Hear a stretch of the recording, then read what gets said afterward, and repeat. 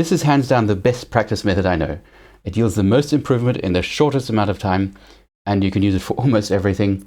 It works for all levels, even beginners, as long as you've learned to play something. It's also very silly, so when I show it to you, many are going to say, well, that's rubbish, he doesn't know what he's talking about.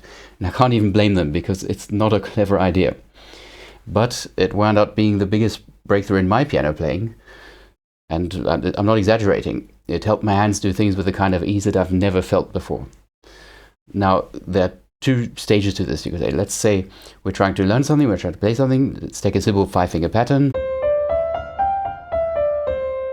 Bring your hands forward and try and play it between the black keys.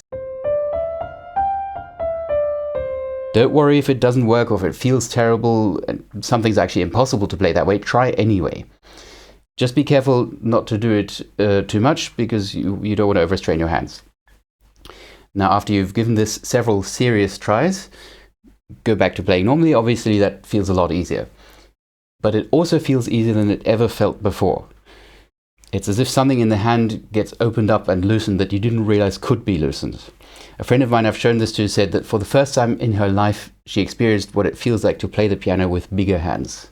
If you want to take this to the next level, you can take some slightly more difficult passage, or even a very difficult passage, and practice it with a goal to play it kind of well like this. I know it sounds crazy, but with enough time it does start to sort of work. Well, you'll see.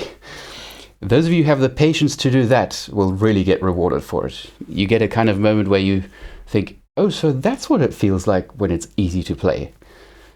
Let's try this out now. There's a slightly more difficult passage in Comtine. And now I haven't prepared this. I know the notes, of course. You want to do it before and after. So let me just go through it first.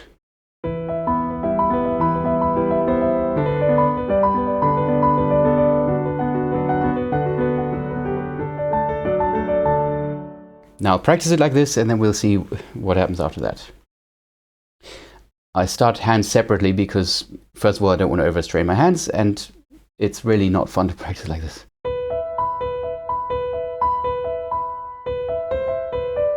Nothing about this feels good, by the way.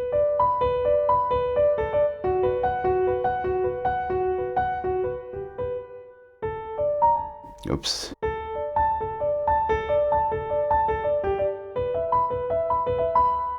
And now the left hand.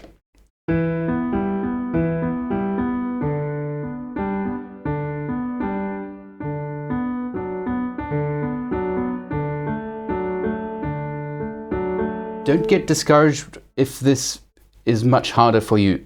The first time I did this, it was really awful with other pieces. I've got a lot of experience using it now, so that's why it isn't going as badly as it might.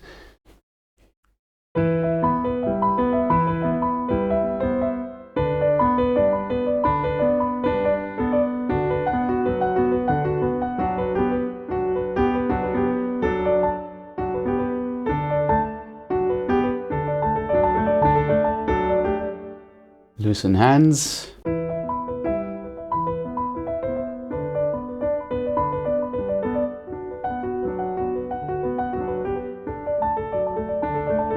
You can even combine it with other kind of practice methods like rhythmic alterations. Let's do this one.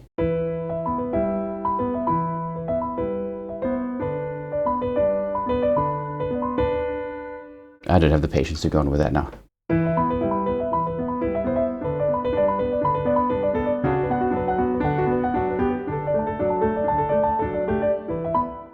Okay, now sometimes before I try it normally again, I play it through a little slowly in the normal method again, just to get back used to playing it that way.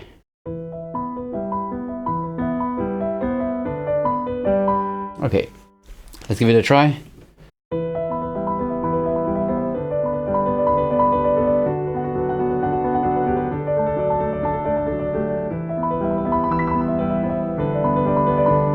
I love that moment when you go back to playing normally. There's this sudden reduction in effort. Now, I'm not sure how different it sounded in the end, but it feels very, very different. I also love watching that moment in students. My poor students, they are used to such terrible exercises from me. Anyway, now you can't use this where you anyway have to play between the black keys, or if you just play black keys. But other than that, there's really nothing you can't use this for. If you use whatever you're doing, scales, chords, jumps, arpeggios. Arpeggios feel really nice after practicing like this.